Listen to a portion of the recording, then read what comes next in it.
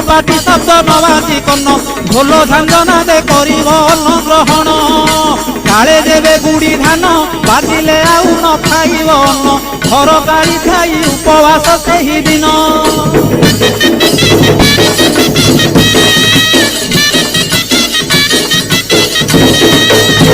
ମଧ୍ୟାହ୍ନରେ ଧୂଳି ଦଣ୍ଡ ତତଲା ଧୂଳିରେ ଗଡ଼ାଇ ପିଣ୍ଡ କଷ୍ଟକୁ ସହିବ କାମନାକାରୀର ଦାଣ୍ଡ ଧୂଳି ଦଣ୍ଡକୁ ସାରିଣ ନଦୀ ଅବା ପୋଖରୀକୁ ଯାଇନ ପାଣି ଦଣ୍ଡ ସାରି ବାଲୁକା ବୁଝିବ ଜାଣ।